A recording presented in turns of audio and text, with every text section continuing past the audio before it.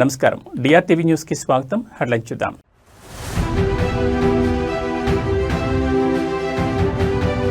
పుట్టపర్తిలో రాష్ట్రపతి ద్రౌపది ముర్ము సత్యసాయి శత జయంతి ఉత్సవాల్లో పాల్గొన్న రాష్ట్రపతి.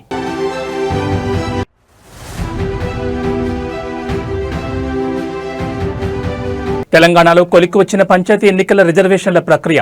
బీసీ రిజర్వేషన్ల కోట 22.3% తగ్గింపు.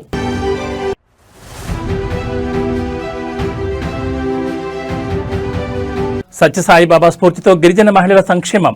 సత్యసాయిబాబా శత జయంతి ఉత్సవాల్లో CM Chandrababu.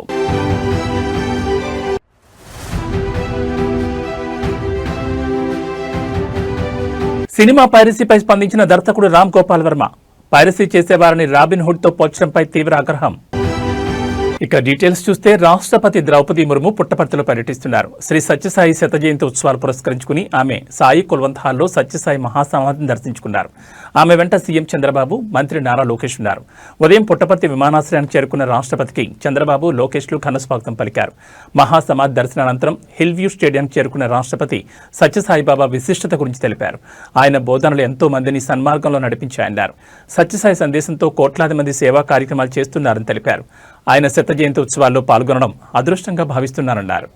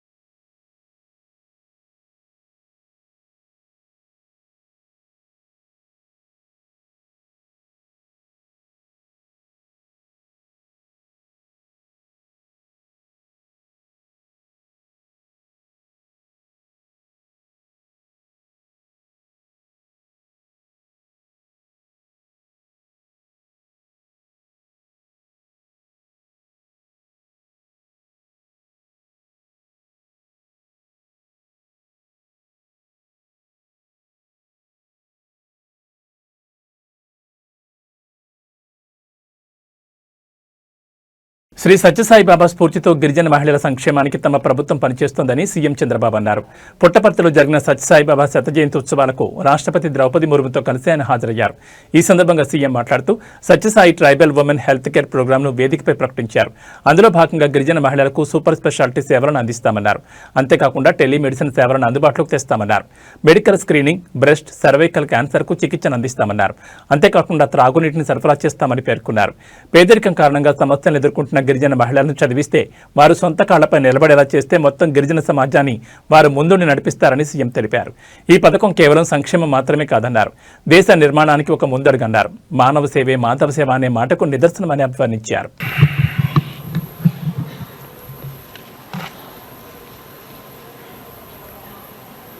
Sairam. Honourable president of India Shrimati Droupadi Murmu garu, honourable Ratnakar garu, Sathya Sai Seva trust managing trustee, Shri Lokesh garu, minister for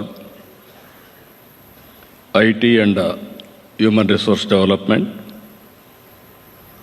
all India president Sathya Sai Seva organisation Nimish Pandey గారు, respected sisters, brothers and devotees from India and across the world. It is a matter of deep joy and blessing to stand in the Punya Bhumi of Bhagavan Sri Sathya Sai Baba.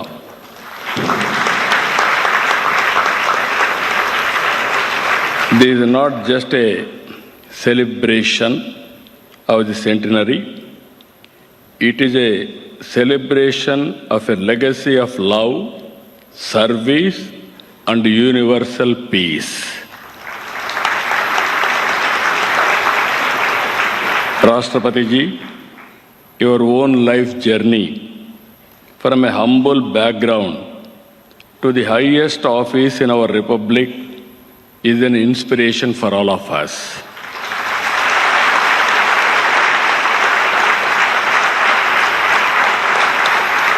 Your presence today greatly honors every devotee gathered here and across the world, here physically, virtually across the world. That is the greatest contribution from your side for global peace. I really respect your honor.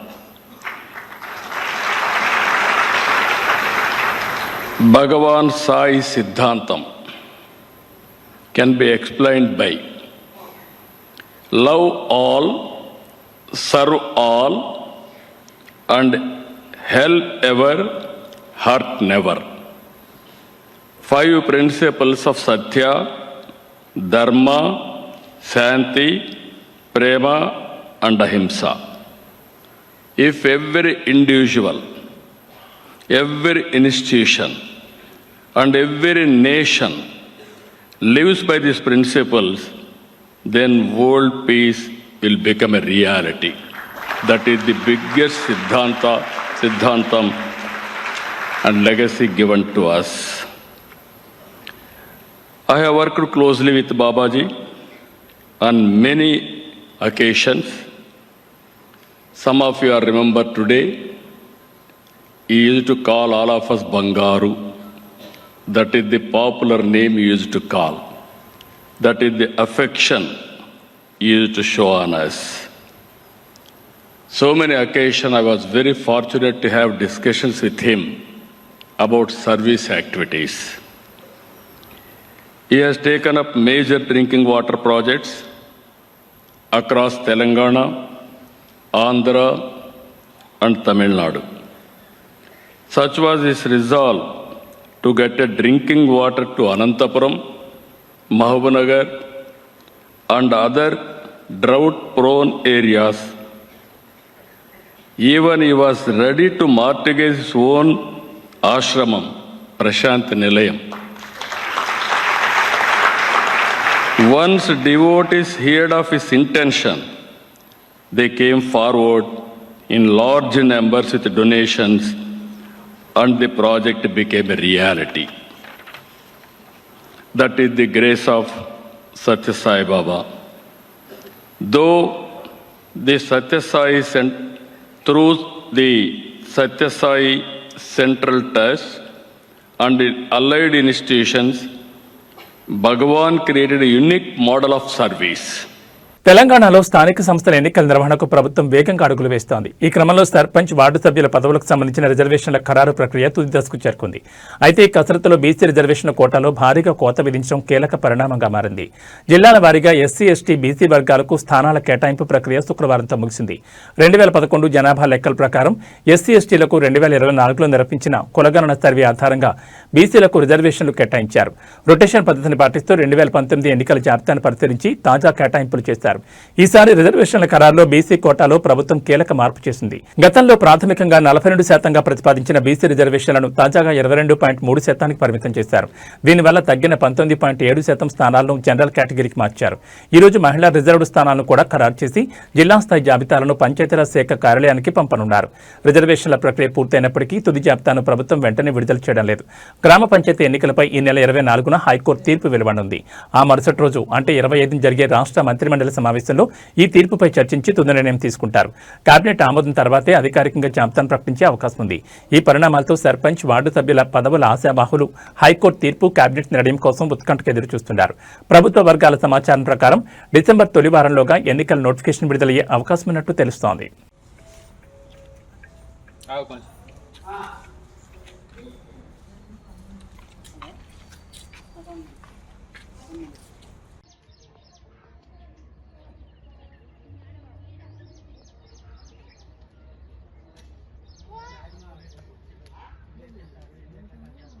నగరంలో పాదచారుల ఫుట్పాత్లను ఆక్రమించి అక్రమంగా ఏర్పాటు చేసిన దుకాణాలపై greater Hyderabad municipal corporation town planning అధికారులు కఠిన చర్యలు తీసుకుంటున్నారు. ఇందులో భాగంగా రాజేంద్ర నగర్లోని అత్యంత రద్దీగా ఉండే అరంఘర్ చౌరస్తా వద్ద కూల్చివేతల ప్రక్రియ చేపట్టారు. అరంఘర్ చౌరస్తా చుట్టూ ఫుట్పాత్లపై అక్రమంగా గుడిసెలు, తాత్కాలిక దుకాణాలు ఏర్పాటు చేసి వ్యాపారాలు చేస్తున్న వీధి వ్యాపారుల దుకాణాలను జీహెచ్ఎంసీ అధికారులు కూల్చివేశారు.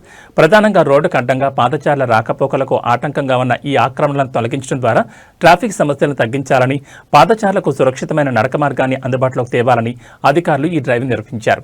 ఈ కూల్చివేతల సమయంలో ఎటువంటి అవాంఛనీయ ఘటనలు జరగకుండా ఘటనా స్థలంలో భారీ పోలీస్ బందోబస్తు ఏర్పాటు చేశారు. టౌన్ ప్లానింగ్ అధికారులు స్థానిక పోలీసుల సహకారంతో కూల్చివేతలను పూర్తి చేశారు. ఫుట్పాత్ల ఆక్రమణలపై జీహెచ్ఎంసీ తరచుగా తీసుకుంటున్న ఈ చర్యల వల్ల ఒకవైపు పాదచారులకు ఉపశమనం లభిస్తుండగా మరోవైపు చిన్న వ్యాపారులకు జీవనాధారం కోల్పోతున్నామని ఆవేదన వ్యక్తం చేస్తున్నారు.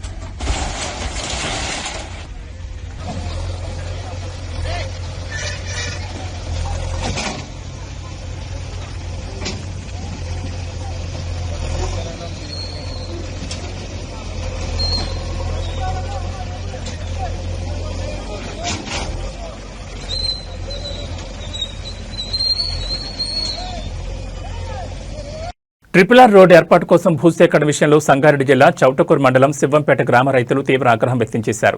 ఎకరాకు కేవలం 16 లక్షల పరిహారం చెల్లించడానికి అధికారులు నోటీసులు ఇవ్వడానికి రాగా రైతులు వారిని గ్రామ పంచాయతీ కార్యాలయంలో బంధించారు. ట్రిపుల్ రోడ్ నిర్మాణానికి అవసరమైన భూమిని సేకరించేందుకు సంబంధించిన నోటీసులను ఇవ్వడానికి రెవెన్యూ ఇన్స్పెక్టర్ ప్రమోద్, గ్రామ పంచాయతీ కార్యదర్శి ప్రవీణ్ శివంపేట గ్రామానికి చేరుకున్నారు. భూమికి ఎకరాకు 16 లక్షల పరిహారం చెల్లించడానికి నోటీసులు అందజేస్తున్నట్లు అధికారులు రైతులకు తెలియచేయగానే రైతులు తీవ్ర ఆగ్రహం వ్యక్తం చేశారు. ప్రస్తుతం తమ భూమి విలువ ఎకరాకు ₹1,00,00,000 పైగా పలుకుతుంటే ప్రభుత్వం కేవలం 16 లక్షలు మాత్రమే ఇస్తామంటే ఎలా ఒప్పుకుంటామని రైతులు ప్రశ్నించారు. ఆగ్రహించిన రైతులు అధికారులను బలవంతంగా స్థానిక గ్రామ పంచాయతీ కార్యాలయంలోకి లాక్కెళ్లి లోపల బంధించారు. రైతులు అధికారులను బంధించిన విషయం తెలుసుకున్న జోగిపేట సర్కిల్ ఇన్స్పెక్టర్ అనిల్ కుమార్ వెంటనే తన సిబ్బందితో శివంపేటకు చేరుకున్నారు. సీఐ అనిల్ కుమార్ రైతులకు నచ్చజెప్పే ప్రయత్నం చేశారు. ఈ క్రమంలో రైతులకు సీఐకి మధ్య కొద్దిసేపు వాగ్వాదం జరిగింది. తాను ఈ పరిహారం విషయాన్ని ప్రభుత్వం దృష్టికి తీసుకెళ్తానని హామీ ఇవ్వడంతో రైతులు అధికారులను విడిచిపెట్టారు. అయితే తాము ఎట్టి పరిస్థితుల్లోనూ 16 లక్షలకు తమ విలువైన భూములను ఇచ్చేది లేదని రైతులు ఖరాఖండిగా తేల్చి చెప్పారు.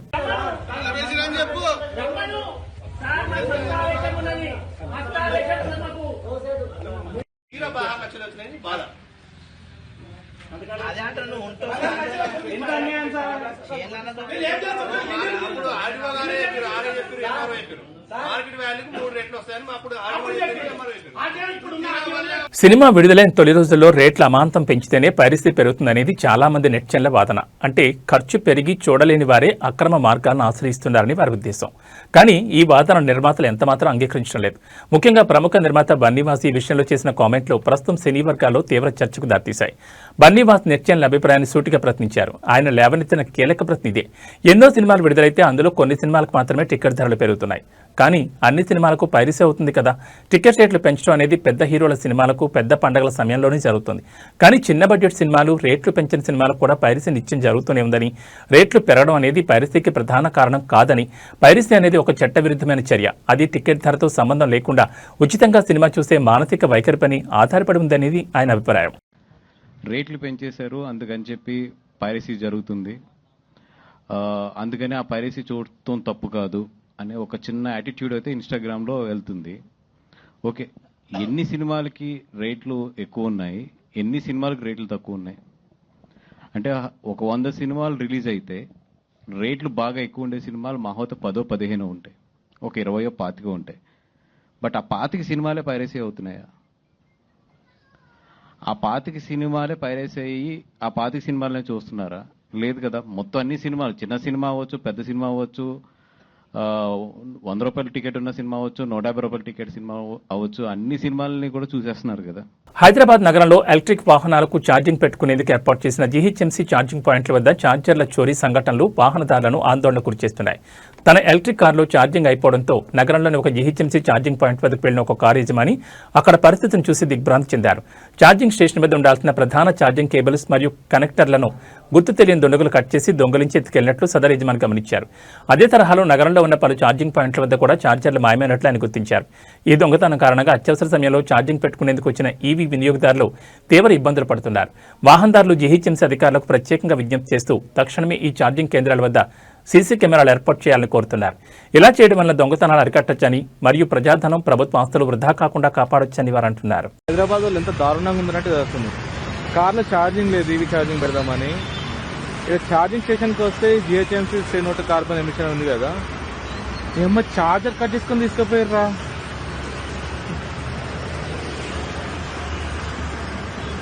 అరే మీ అమ్మ, ఇప్పుడు ఛార్జింగ్ స్టేషన్లో ఛార్జింగ్ లేదురా, ఛార్జర్ కట్ చేసుకొని తీసుకుపోయారు. Please GHMC have a look on this. ఒక కెమెరా పెడితే బాగుంటుండే. అరే నీ అమ్మ, ఈవీ స్టేషన్ కూడా కట్ చేసి దెంగిదారాన్ని.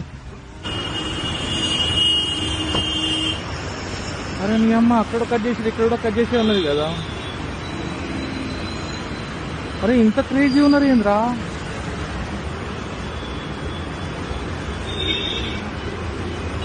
మీ అమ్మ, దీన్ని కూడా వదలకుండా కట్ చేసుకొని. Come on GHMC, have a look. 7 రోజుల పసికందను కేవలం 6 లక్షల రూపాయలకు విక్రయించిన ఘటన రాష్ట్ర వ్యాప్తంగా కలకలం సృష్టిస్తోంది. హైదరాబాద్ నగరానికి చెందిన ఓ యువతి ప్రేమించిన వ్యక్తి మోసం చేయడంతో నిస్సహాయ స్థితిలో బిడ్డకు జన్మనిచ్చింది. పోషించే స్తోమత లేక చివరికి ఆ పసికందను విక్రయించాలని నిర్ణయించుకుంది. ఈ చట్టవిరుద్ధమైన బేరం కరీంనగర్ జిల్లాలోని గన్నేరువరం మండలం చాకలివానిపాలి గ్రామం వరకు పాకింది. అక్కడకు చెందిన బామండ్ల రాయమల్లు, లతా దంపతులకు ఆ పసికందను 6 లక్షలకు అప్పగించింది. అయితే ఈ మొత్తం వ్యవహారంలో పాలు పంచుకున్న వారి సంఖ్య విస్తుగొలుపుతోంది. తల్లి కొనుగోలుదారులే కాకుండా ఏకంగా 12 మంది మధ్యవర్తులు ఈ అక్రమ రవాణాలో కీలక పాత్ర పోషించారు. అదృష్టవశాత్తు బాలల పరిరక్షణ కమిటీ ఈ విక్రయం గురించి సమాచారం అందడంతో పోలీసులు వెంటనే రంగంలో దిగారు. ఆ 7 రోజుల పసికందను సురక్షితంగా రక్షించి సంరక్షణ కోసం మాతా శిశు కేంద్రానికి తరలించారు. ఈ ఘటనకు సంబంధించి శిశువు తల్లి, కొనుగోలుదారులు మరియు 12 మంది మధ్యవర్తులతో సహా మొత్తం 15 మందిపైన పోలీసులు కేసు నమోదు చేశారు. ఈ చర్య బాలల అక్రమ రవాణా నెట్వర్క్పై పోలీసులు ఎంత కఠినంగా వ్యవహరిస్తున్నారో తెలియజేస్తోంది.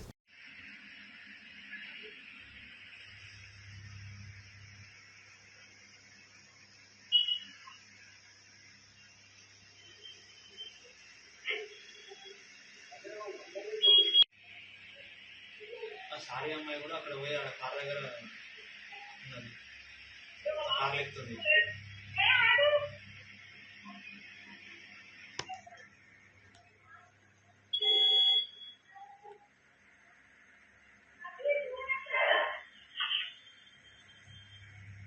పెద్దపల్లి జిల్లా బోదెల మండలం కుంపుల గ్రామం వద్ద మానేరు వాగుపై ఉన్న చెక్ డ్యాంను దుండగులు కూల్చివేశారు. దీంతో పెద్ద మొత్తంలో నీరు దిగువకు వెళుతోంది. శుక్రవారం రాత్రి దుండగులు చెక్ డ్యాంను కూల్చివేసినట్లు అధికారులు భావిస్తున్నారు. ఘటనాస్థలికి చేరుకున్న నీటిపారుదల శాఖ అధికారులు చెక్ డ్యాంను పరిశీలించారు. వాగులోని ఇసుకను అక్రమ రవాణా చేసేందుకే ఈ పనికి ఒడిగట్టారని అనుమానిస్తున్నారు. 23 కోట్లకు పైగా నిధులతో ఇటీవలే ఈ చెక్ డ్యాం నిర్మించడం గమనార్హం. మానేరు నది పట్టిన చెక్ డ్యాంను, కానీ ఎన్నో ఎకరాలకు ఉపయోగపడే చెక్ డ్యామ్ మాకెంతో గుడికి, రామభద్ర గుడికి కూడా వాటర్ సోర్సెస్ బాగున్నాయి. దీని కింద పొలాలు కూడా దాదాపు 6,000-7,000 ఎకరాలు కూడా రైతులు బాగుపడేది. కట్టినని దుండగులు ఈ ఇష్టం మాపి వాళ్ళనే ఇష్టం మాపి వాళ్ళే దీన్ని ఊలగొట్టినని బహుఘోటంగా మేము చెప్పడం జరుగుతున్నాం.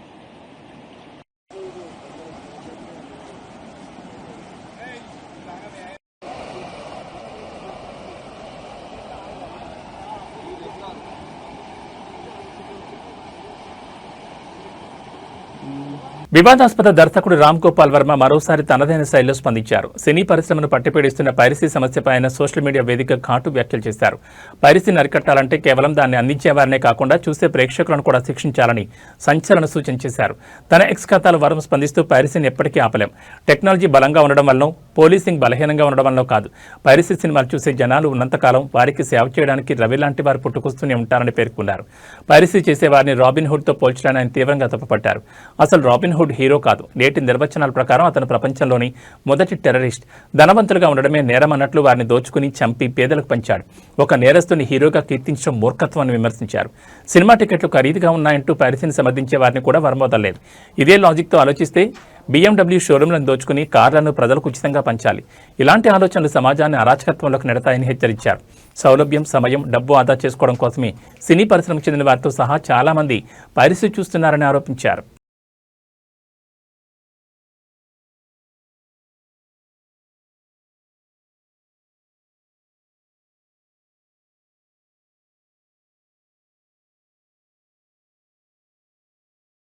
ఆర్భాటాలు, అట్టహాసాలకు దూరంగా ఇద్దరు యువ ఐఏఎస్ అధికారులు ఎంతో నిరాడంబరంగా వివాహం చేసుకుని ఆదర్శంగా నిలిచారు. అల్లూరు సీతారామరాజు జిల్లా పాడేరు ఐటీడీఏ ప్రాజెక్టు ఆఫీసర్గా పనిచేస్తున్న శ్రీ పూజ మేఘాలయలో దాదంగిరి జాయింట్ కలెక్టర్గా విధులు నిర్వర్తిస్తున్న ఆదిత్యవర్మ శుక్రవారం విశాఖపట్నంలో ఒకటయ్యారు. విశాఖలోని కైలాసగిరిపై ఉన్న శివాలయంలో ఇరువురు దండలు మార్చుకుని వివాహ బంధంలోకి అడుగుపెట్టారు. ఈ కార్యక్రమానికి కేవలం ఇరు కుటుంబ సభ్యులు మాత్రమే హాజరై నూతన వధువులను ఆశీర్వదించారు. అనంతరం వీళ్ళిద్దరూ నేరుగా వన్ టౌన్లోని జాయింట్ సబ్ రిజిస్టర్ కార్యాలయానికి వెళ్లి సంతకాలు చేసి తమ వివాహాన్ని చట్టబద్ధంగా నమోదు చేసుకున్నారు. విశాఖపట్నం డీఐజీ బాలకృష్ణ దగ్గరుండి ఈ వివాహ నమోదు ప్రక్రియను పర్యవేక్షించారు.